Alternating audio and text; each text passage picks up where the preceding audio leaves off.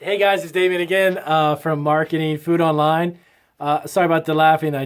Something funny before I started the video. Okay, so this video is going to talk about my 1, 2, 3, 4, 5, my 6 top tips for FBA food products. If you are looking to make a private label or a product that is not a resold item, these are 6 things that, over my experience with FBA and making our products, like I said before, if you've seen some of my videos, we currently offer 640 plus items of food, snacks, cookies, candies, you name it, on Amazon. And about 400 of those are products that we hand make to order fresh. It's everything from cookies, cake balls, chocolate pretzels, and brittles, and you name it. But we are now getting into FBA much more heavily. We've seen our business skyrocket. As you've noticed in some of my other videos, I do not like to get into talking about numbers. As far as sales go, I just think that's kind of just not my thing. I can just tell you that from the business that I've done over the past several years, being on Amazon now for about 3 years, our business has skyrocketed. And I've learned a lot along the way, and also have a tremendous amount still to learn. So if you ever get into this business and you're wanting to sell your food products, which I highly recommend because the margins can be absolutely insanely, ridiculously good, definitely just do it and learn as much as you can. Don't delay, don't procrastinate, don't hold back. If you don't know something about it, watch videos. If you don't watch my videos, there are a million great videos on YouTube. Find out, Google FBA, learn everything that you can. My videos are specifically geared toward the food products, food industry. I've been in the food industry now for the bulk of my life. Actually, about 22 years I worked in the food business before I started my business. So I've been around food as far as labeling, knowing packaging, pricing, trends, seasonal products, and so on. So really quick, these 6 tips will help you understand the best way to make the best margins and the best profitability for your FBA product. And again, if you're not familiar with FBA, you make a product or you buy a product, you basically send it to Amazon. This is very basic explanation. Send it to Amazon, they will warehouse it, and they will ship it for you when a customer buys it. They will handle customer service. Basically, you wash your hands of it, and then you move on to another product. Or you send them more stuff and make more money. So, 6 top things. Number 1, the size of your food product. Now, when it comes to a lot of food products in general, unless you're selling large boxes of cereal, which you're probably not making cereal, the size has a factor to do with it. The smaller, the better, to be honest with you. Most of the things that I sell, our largest package size product is, it's kind of a standard bag that we do snacks and nuts and different types of food in. But it's about 11 inches by about 6 inches by 2 inches. Okay? So your size, just keep that in mind. Again, smaller the better. And the reason being is that here's how it works. Amazon has an allotted amount of space in their warehouse. Their warehouses are gigantic, don't get me wrong. But in reality, when you look at that little space on the shelf of your product and where it's going to be, it's going to be a smaller amount than traditionally would be dedicated to a retail store. And now they may offer you 500 units of products that you can bring in. We currently have 5,000. We are up to 5,000 available units that we can ship to Amazon. But you want to kind of take in smaller amounts of shelf space because the larger the product, the dimensions are, the fees for that, for stocking it and such, will vary, and they could go up and they could go down. Traditionally, obviously, if it's the bigger product, it's going to go up. So if you were, let me just say here, let me grab this. Now, I don't make tape, obviously. This is a roll of tape. If I were to package this 6 or 12 at a time, obviously this becomes a larger product, okay? And it's going to take up, common sense, it's going to take up more shelf space. The larger you begin to take up more shelf space, your fees will go up. So in general, try to keep your product small. If you're doing a bag of spices or herbs, try to think of maybe a small bag. I could show you one really quick. You know, something like this, where you're doing, the dimensions are about 6 inches or so. Smaller packaging, possibly even a plastic bottle, and sell the units that way. Or you can take smaller bottles and put them in a 6-pack, but try to keep it only about this much space, a few inches at a time. When you start to get into feet or longer than 12 inches, the prices go up. So just keep that in mind. Some of the factors are these 6 factors, and that's how they calculate what they're going to charge you. Next one, the container. Okay, now your container could be a physical plastic bottle, like I just said, a small bottle, or it could be a bag. What I stay away from, and again, all of this advice is what I've learned along the way with my niche, my category, my products. Stay away from glass if you can. Stay away from breakable type products. Also, stay away from very thin and bags that can be punctured or poked, or very, very thin, like a Ziploc style bag if you're putting products in a bag of that style. The thicker the plastic, the better. You want something that's kind of durable, but you also want something that's going to be kind of lightweight. Again, this will get into another characteristic of the pricing, which is weight. But the container itself, if you had a liquid and it was again, I go back to barbecue sauce just because I always have barbecue sauce on my brain. Barbecue sauce, if you had a bottle that was plastic or glass and they're the exact same dimensions, exact same characteristics, just one is plastic and one's glass, I would recommend you go with the plastic one. It's the breakage factor. It's the handling. You got to understand, once your box comes in and gets checked in the Amazon warehouse, multiple sets of hands are going to be dealing with your packaging. So just keep that in mind. You know, it may not necessarily be something that is meant to happen, but in the transporting that product from the boxes, unboxing onto a shelf, someone drops it, it breaks. You then have to it gets taken out of your inventory. It doesn't get stocked. But the real bottom line is you lose the sale. You know, if you send in 6 bottles, you want 6 bottles to sell. You don't want 5 bottles. You know what I mean? So keep that in mind. And also the great thing about it is that you're going to save on the weight, which will bring me to my third part of this analysis, is the weight of the product, okay? So if you're dealing with glass, obviously that's much more heavier than plastic. By the way, let me show you something really quick.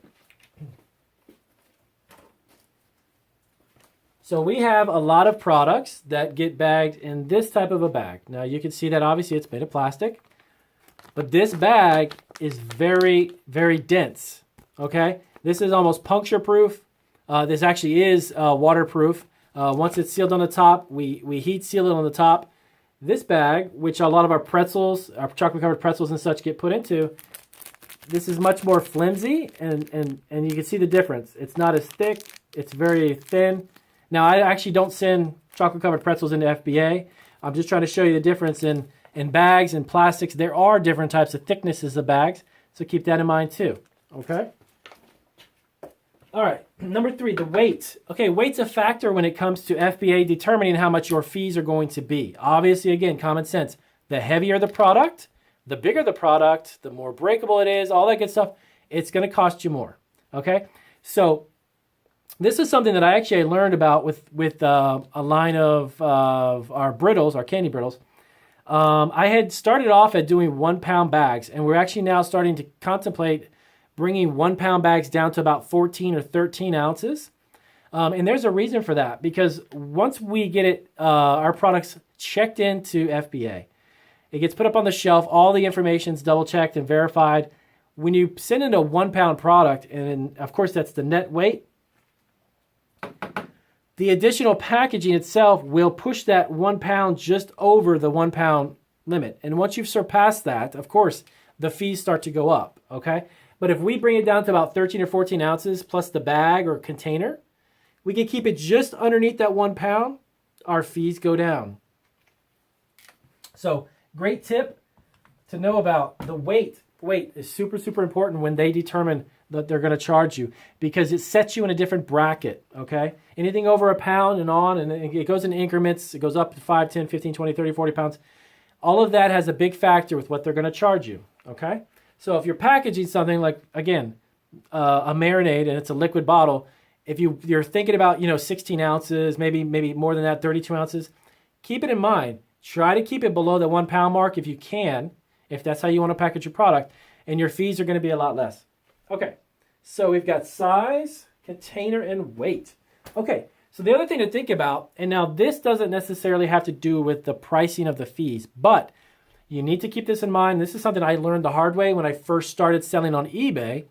You got to be familiar with your seasons. If your product is meltable, or it has the capacity to melt in transit.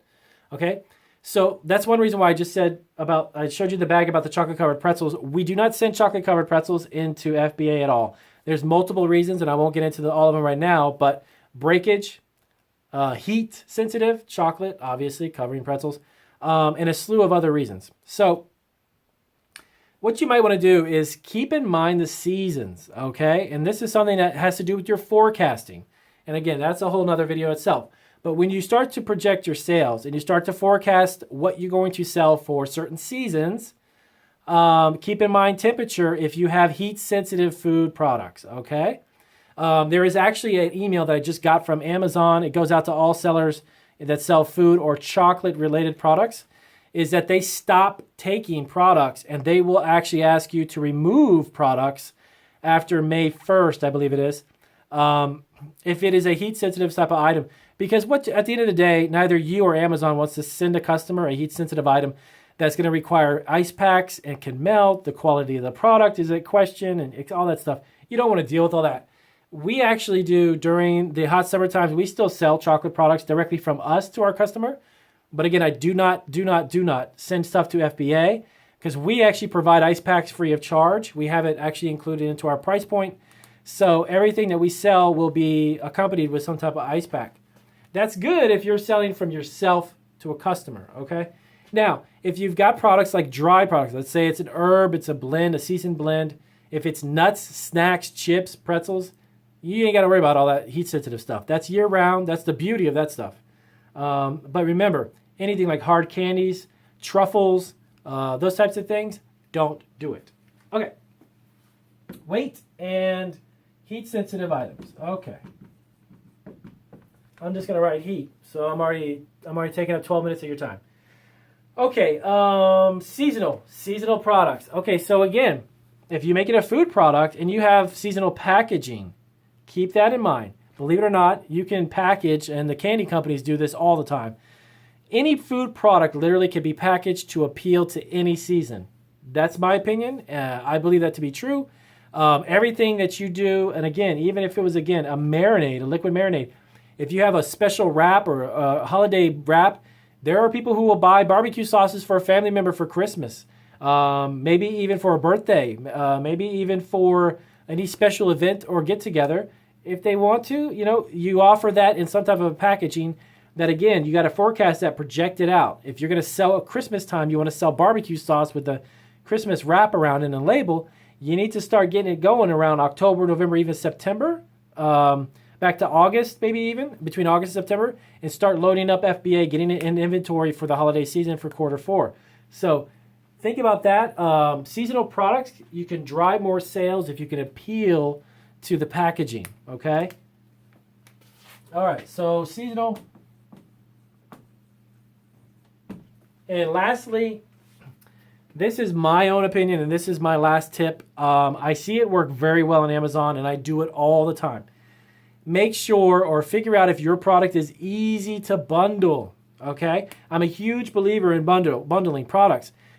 Even if you're cross-merchandising products, okay? If you're pulling a product that, let's say it is a chip or a snack that can be put with a dip or some type of seasoning packet where the person gets it home and they can make their own dip, hey, you know what? Put the seasoning packet together, make a two to three product bundle pack, go up on your price, you have a higher price point, a better margin, and bam, you make the product more appealing than you would if you just sold potato chips and you sold a seasoning or you sold a snack.